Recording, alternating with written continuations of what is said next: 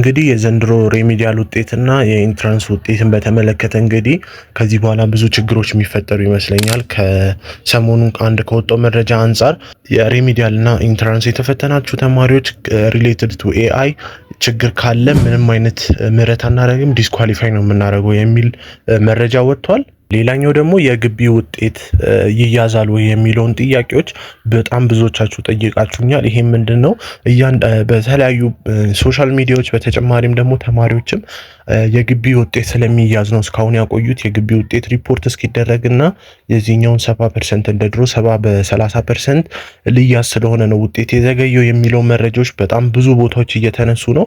እናንተም በባለፈው ቪዲዮ ላይ ኮመንት አድርጋችኋል ማለት ነው። እሱንም በተመለከተ በዛሬው ቪዲዮአችን የምናይ ይሆናል። ምን ያክል ፐርሰንት ነው እስካሁን ድረስ ያለፉት የሚሉት ጥያቄ ደግሞ ብዙዎቻችሁ ከጠየቃችሁኝ ውስጥ አንዱ ነው።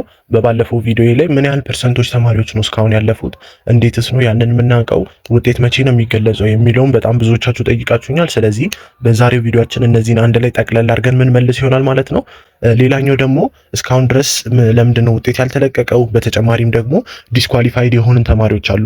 ማለትም በፈተና ሰዓት ተይዞብን ሊሆን ይችላል ሌላ ነገር ወይም ደግሞ ብቻ በአጠቃላይ ዲስኳሊፋይድ የሆኑን ተማሪዎች አለን። እነሱ እንዴት ነው የምንሆነው፣ ለዛ ነው እስካሁን ድረስ ውጤት ያልወጣው ወይስ ለምንድን ነው የሚለውን ጥያቄዎች በጣም ብዙዎቻችሁ ጠይቃችሁኛል። ስለዚህ ይህንን አንድ ላይ ጠቅለል አድርጌ የምመልስላችሁ ይሆናል ማለት ነው። ስለዚህ ይህንን መረጃ ለመስማት እስከ መጨረሻው መጠበቅ አለባችሁ። ግዴታ መልሱ እያንዳንዱን በተራ በተራ ነግራችኋለሁ ማለት ነው። ስለዚህ መልሱን ከመስማታችሁ በፊት ኮመንት ላይ ለምንድን ነው እንዲሆነው ምናምን ብላችሁ ድጋሚ ያጻፉ። መጀመሪያ መልሱን እስከ መጨረሻው ስሙትና በመጨረሻም የራሳችሁን ሀሳባችሁን ኮመንት ላይ ገለጹልኝ ማለት ነው። ስለዚህ ቀጥታ ወደ መረጃው እንገባለን። ሰላም ውድ የሀበሻ አካዳሚ ቤተሰቦች እንዴት ናችሁ?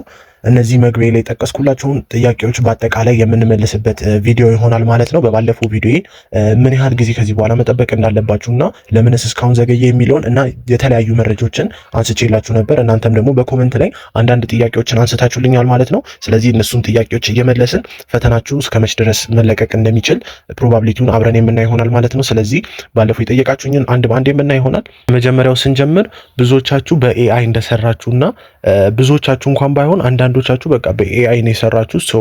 እንዴት ነው በኤአይ ዲቴክት ይደረጋል፣ ፈተናችን ዲስኳሊፋይድ ሊሆን ይችላል የሚል መረጃ ሰምተናል። እሱ እንዴት ነው እያላችሁ ነው። ይሄኛው መረጃ እንኳን የወጣው ለሬሚዲያል አይደለም።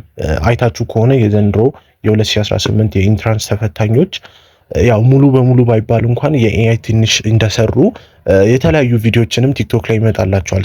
በዛ ምክንያት አስተማሪዎችም ወይም ደግሞ ትምህርት ሚኒስቴር ማንኛውም ኤአይ ሪሌትድ ጋራ የሰሩ ተማሪዎች እኛ በራሳችን መንገድ ዲቴክት አድርገን ዲስኳሊፋይ የምናደርግ ይሆናል ብሏል ማለት ነው። ስለዚህ ይሄ ምን ያህል ሹር አይደለሁም እኔ። ይሄ ማለት ምንድን ነው ጥያቄው ወርቅ ራይቲንግ ቢሆን ወርዶቹ ላይ ኤአይን ዲቴክት ማድረግ ትችላላችሁ። ብዙ ጊዜ የሚሳሳቱ ሰዎች ማለት ነው ኤአይን ዲቴክት ማድረግ ትችላላችሁ። ነገር ግን ምርጫ ላይ ኮሬክት መልሱን ብቻ ሲ ኦር ቢ ብላችሁ ስለምትመልሱ ዜሪዝ ነው ወይ እነሱ ዲቴክት አድርጎ ይሄ ኤአይ ነው ይሄ ኤአይ አይደለም የሚሉት ሜቢ የምትመልሱት መልስ ላይ ሊሆን ይችላል። ምክንያቱም የምትመልሱት መልስ ሙሉ በሙሉ ኮሬክት ከሆነ እና ላይክ ሁሉም ትምህርት ላይ በጣም ከፍተኛ ውጤት የምታመጡ ከሆነ ሜቢ ሊጠራጠሯችሁ ይችላሉ። ነገር ግን ከዛ ውጪ በቃ ለማለፍ ብቻ የሰራ ተማሪ አሁን ለምሳሌ በኤአይ እንኳን ቢሰራ ለማለፍ ብቻ የሰራ ተማሪ በምንም አይነት መንገድ አያገኙትም። ነገር ግን ይሄን እንዴት እንዳሉት እንጃ። ይሄኛው ነገር በኋላ ላይ ውጤት ከተለቀቀ በኋላም ለሬሚዲያልም ለኢንትራንስም አፕላይ የሚያደርጉ ከሆነ በሚመጣው ዓመት ይሄ ነገር ላይ ብዙ ችግሮች ይመጣሉ። ምክንያቱም ተማሪዎች ሰርተን ያለፍነው በሚል እየጠበቁ እነሱ ደግሞ ኤአይ ነው ብሎ የሚያስወድቋቸው ከሆነ አሁንም ትንሽ ችግር መፈጠሩ አይቀርም ማለት ነው። ስለዚህ ማንኛውም በኤአይ የሰራችሁት ካለ ዲቴክት የሚያደርጉበት መንገድ ያለ አይመስለኝም እኔ በምርጫ ብቻ ስለሆነ ማለት ነው። ነገር ግን ሊጠራጠሯችሁና ዲስኳሊፋይድ አድርጎ ዝም ሊሏችሁ ይችላሉ። ከዚህ አምናም እንደዚሁ ነበረ። አንዳንድ ፈተኖች ሳይታረምላቸው ነው ወደኋላ ድጋሚ ታውቃላችሁ፣ ከማለፊያው ነጥብ ራሱ 2 ነጥብ ተቀንሶ ነው የአምና ሪሚዲያል ያለፉ ማለት ነው። ስለዚህ በዛ መልኩ ይሆናል። ሌላኛው ደግሞ የግቢ ፈተና ውጤት ይያዛል ወይ፣ ግቢ ላይ ተፈተናችሁ በግቢ ደረጃ ሚድ ፋይናል የተፈተናችሁት ይያዛል ወይ የሚለው ስናይ ከ2017 ጀምሮ ይሄ ቀርቷል። 30% ከግቢና 70% ከግቢና 30 ደግሞ ከትምህርት ሚኒስቴር የነበረው ከ2016 መጨረሻ ከተፈተኑ በኋላ ቀርቷል። 2017 ላይ 100% ከትምህርት ሚኒስቴር ነው ፈተናው የተደረገው። ስለዚህ በአሁኑ በዛ መልኩ ነው ፈተናችሁ የሚያዘው ማለት ነው። እስካሁን የቆየበት ምክንያት ከዚህ ጋር ሪሌትድ አይሆንም። በአጠቃላይ እናንተ ብዙዎቻችሁ የጠየቃችሁበት መንገድ ስለሆነ ማለት ነው።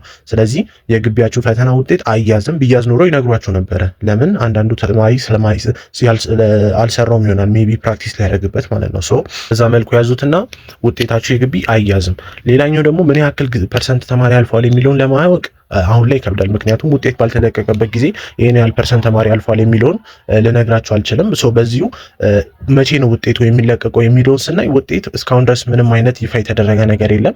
ነገር ግን እንደምታውቁት ዘንድሮ ምርጫ ነበር፣ የተለያዩ ፕሮግራሞች ነበሩ የእናንተ ፈተና አካባቢም ከግቢ የምትወጡበትና ቢኮዝ ኦፍ ዛት የሆነ ተደራርቧል ፕሮግራሞች። አይ ቲንክ ለዛ ነው ያቆዩትም ይመስለኛል። ነገር ግን የመጨረሻ ይለቀቃል ብዬ የማስበው እኔ በዛ ከተባለ እስከ ነሐሴ 15 ድረስ፣ ምክንያቱም ተማሪዎች መዘጋጀት ስላለባቸው ወደሚገቡበት ዩኒቨርሲቲ እስከ ነሐሴ 15 ድረስ ይለቁታል። አነሰ ከተባለ ግን እስከ ሐምሌ 30 ድረስ ወይም ደግሞ ነሐሴ 1 ሳይገባ በቃ ወይም ነሐሴ 1 ላይ ውጤታችሁ ይፋ የሚሆን ይመስለኛል ማለት ነው። ስለዚህ በዚህ ቀናቶች ውስጥ ይለቀቃል። ሰርቨራችሁ ሰርቨሩ በጣም ስለሚጨናነቅ ከአሁኑ ሊንኩን ያዙትና ሌሊት ላይ ብትሞክሩት ይሻላል። አንድ ቲፕ በዚሁ ልንገራችሁ። ሌሊት ላይ ብዙ ሰዓት ሰው ስለማይኖር የተለቀቀ ቀን ባታዩትም በሌሊት ማየት ትችላላችሁ፣ ወይም በንጋታው ቀስ ብላችሁ ማየት ትችላላችሁ ማለት ነው።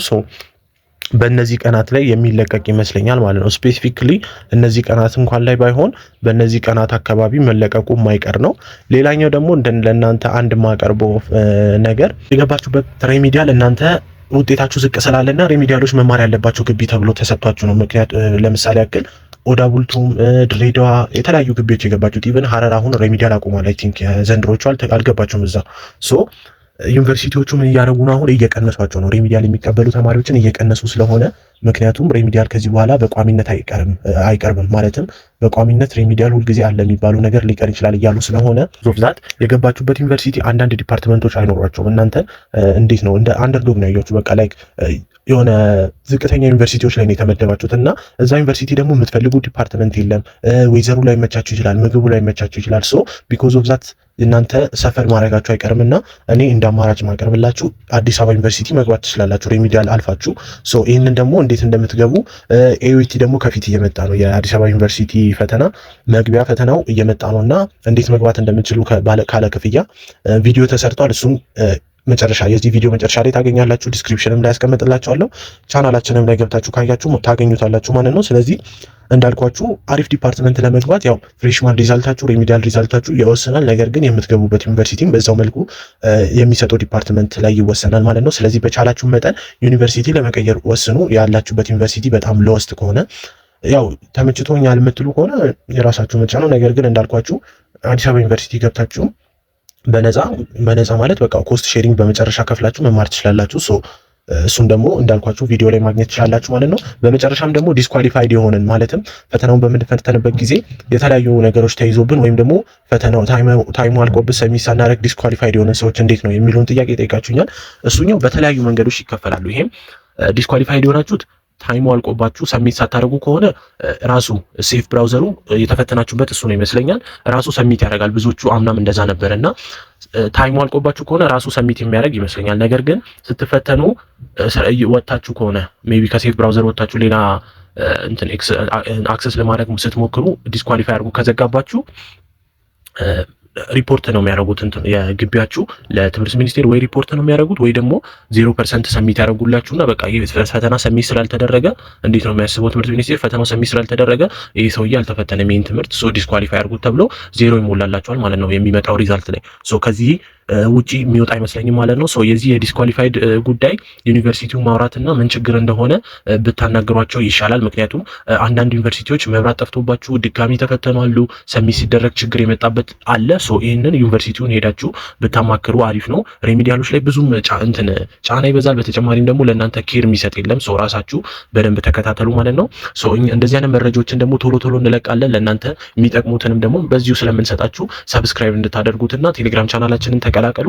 ስለዚህ በቀጣይ ዓመትም ስለምንገናኝ ፕሊስ ይህንን ቻናል በደንብ ሰብስክራይብ አድርጉት። አሁንም ያልኳችሁ እንደዚህ አይነት ችግር ያለባችሁ የሬሚዲያል ተማሪዎች ለእናንተ ማንም ኬር የሚሰጥ ስለሌለ ሰው በራሳችሁ እነዚህ ነገሮች ላይ መስራት አለባችሁ። ሰው እኛ ከእናንተ ጎን ነን። ይህም ቪዲዮ በቪው መጠን ላይክ እንድታደርጉትና በደንብ ፕሊስ ሼር እንድታደርጉት። በቀጣይ መረጃ ደግሞ እንመጣለን።